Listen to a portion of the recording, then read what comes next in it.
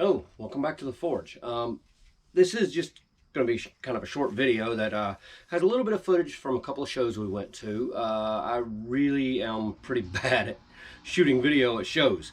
I get too wrapped up in forging and talking to people and with people at the table and so forth. We just don't get a lot of video done. Well, I'll try to do better in the next show season to see what we can do with that. But I wanted to discuss a couple shows that we went to. One of them was in Goldston, North Carolina for their old-fashioned day. And while we were down there, we met some very nice folks there. One of them was Mushy, the cowboy cook. You'll find his channel. I'll link it in the bottom in the description. Yeah, in the description, that's what I'm trying to say. I'll link it down there, but they were really great people to work with. He and the people that he was with there. It was really good to be set up beside them. They fed us all day. They can't sell their food out there because, of course, you're not going to be able to get everything that you need to be able to do that. But he fed us. We wanted for nothing, really. Except for a minor issue that I had with a propane tank that, of course, wasn't their fault. The tank threads were stripped out. We swapped that out. It was no problem. But anyway, so we had a really good show there. And then there was the Armstrong Artisan Farm over in Walnut Cove, North Carolina. We did that show twice. And we look forward to doing it again next year. It was a very good show, but here's the footage from those shows. And again, check out Mushy's page, if you will. Give him a like and tell him I sent you. So we'll go ahead and let you see the footage.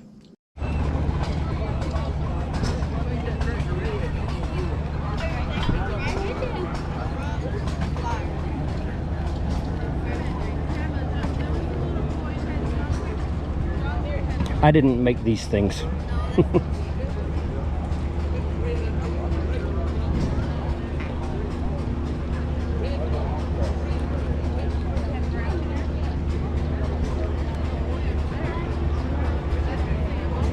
They put me next to the chuck wagon today, and I told them that was a mistake because I'd be eating everything instead of forging.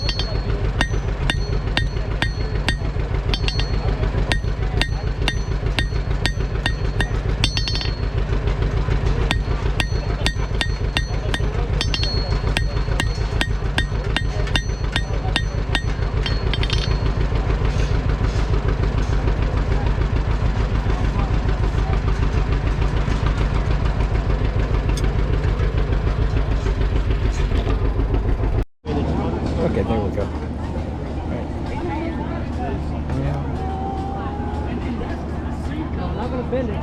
Don't mind. Video, whatever you want. All right. You want me to open up the pot of, you can look at? Yeah. I don't want it square. I want it to be round. Yeah. I want it to be like that. So now I got to take that square and turn it into an Make some chili, correct? Yep, cowboy chili. And do you have YouTube channel as well? Yes, it's Mushy the Cowboy Cook. Okay. Go check him out on that page. What all that you do? Cowboy cooking, some unusual cooking, outdoor cooking like on wood and charcoal, and mainly trying to encourage people to cook in their backyard and start cooking outdoors. And that's the best way to cook too. Yeah. Oftentimes. Yeah, it's a lot of fun, and you can make it easy. There are easy ways. I do some simple recipes. I just started my channel, but I explain how you can do it indoors, and then try and encourage you to cook outdoors. And I'm doing a lot of simple recipes now. I'll do some more complicated ones, but you'll start out simple and build up your courage and do something a little more difficult down the road. Okay. All right. Yeah, my name is Mushy, M-U-S-H-E.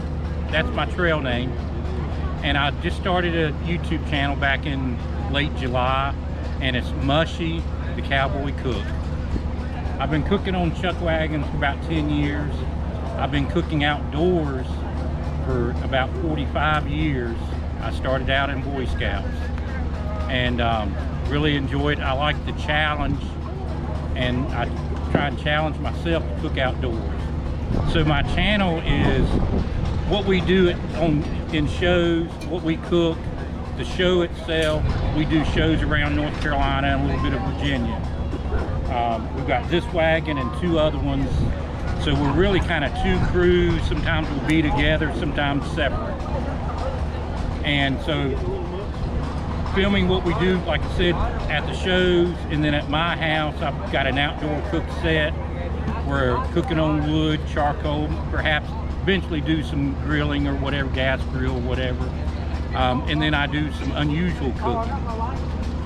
I've got one video right now where I cook breakfast in a Ziploc bag, and which is very simple to do, but it's a little unusual. I have a really cool grill that I got out of Germany, and if you do much grilling, you know hot spots are bad. This one has no hot spots, guaranteed. Reason why, it actually rotates on its own. You have to check out the channel and the video for that to find the secret. But so far I'm enjoying YouTube. I enjoy these shows, and meeting people like the blacksmiths who are actually our neighbors, and they are fellow YouTubers. All right, well, thank you very much. Check his channel out first chance you get.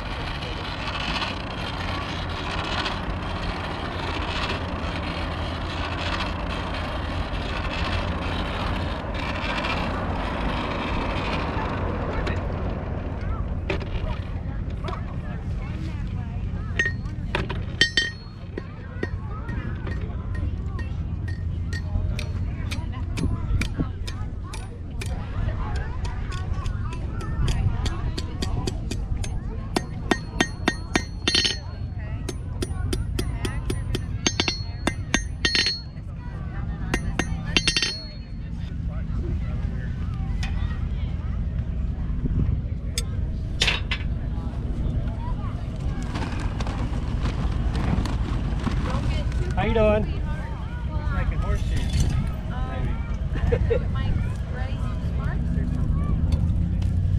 Right now I'm making a chain link. Oh. Kind of a fancy chain link.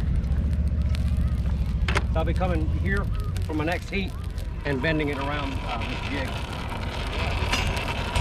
That's metal, and that's get the metal board out. And bend the metal.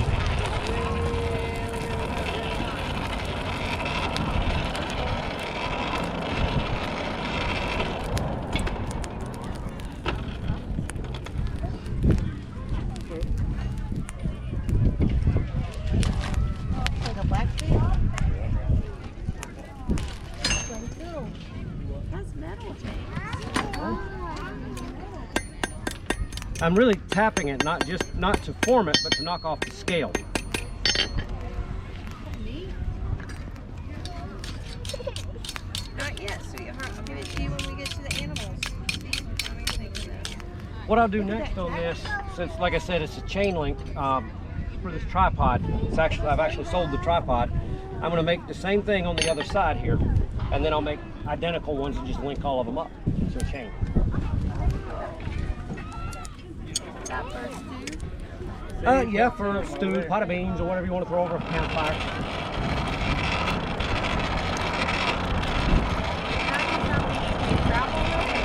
That one is more of a stationary one. I've got a smaller one right here that would be portable, far more portable.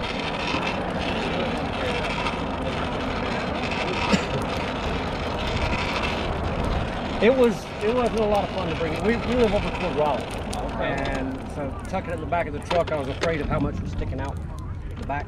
And she actually walked into it once we got here. So imagine stopping at a restaurant and some stranger hitting it, and suddenly they want to sue you. So these things come to mind. I'm sure. That's very hot.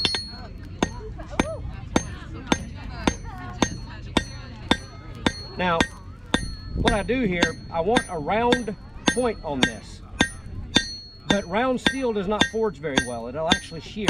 Something on a molecular level does not like forging when it's round. So what I do is I go to square like I did and draw it out to a point. And now what I'm doing is turning that into an octagon. And then I start rolling it around this way and making it round again. Remember how many sides an octagon has?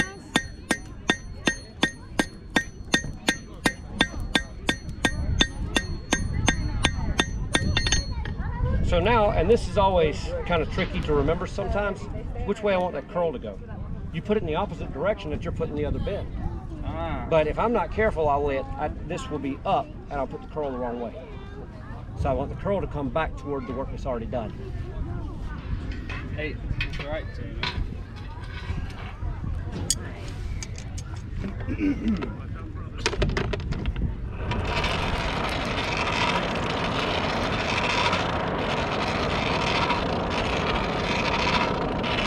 And to achieve that curl, I could use my scrolling tongs that I use while I go to hold it here and bend it. I can come over the edge of the anvil here where it's round. This is actually a farrier's anvil and it's already got all of that built in. My anvil at home spent over $600 for it, and then I had to round up corners on it. And you do it to what you want in that case too, so it's not really a bad thing. Do you file it to round it? You can file it, you can grind it. Filing could be a little more difficult because the steel is hardened, so an angle grinder would do it.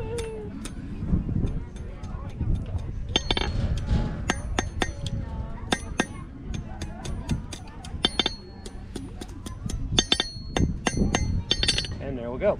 So now I'll come back over here in the next heat and bend this back the other way. But you got to be careful with that curl. Try to keep it up in the fire because it's smaller, it'll burn off. Got to put some more charcoal in there shortly.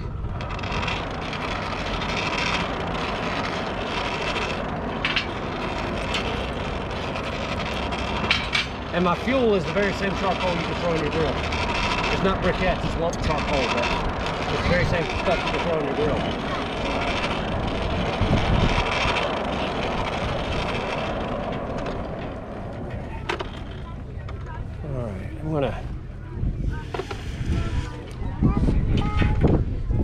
that wasn't getting hot in the right spaces, in the right places for me, so I quenched that tip to keep it from burning off.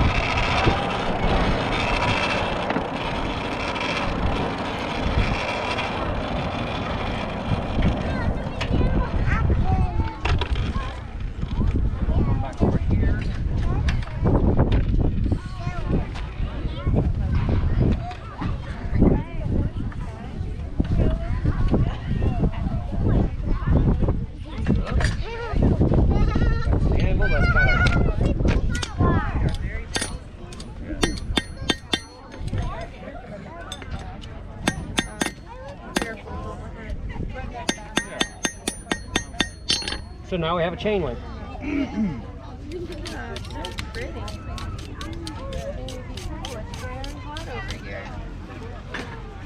We'll close that up just a little bit, so we'll.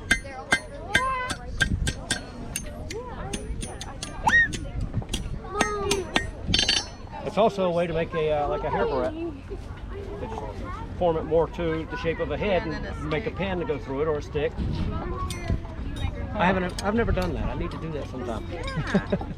My hair's not thick enough to hold those, but I see them and think they're awesome. Right. So now I'll coat it with some beeswax to help preserve it. And considering this could come in close contact with food, you don't want anything that's going to be toxic. And beeswax, of course, I mean, we eat honey. So. Yeah.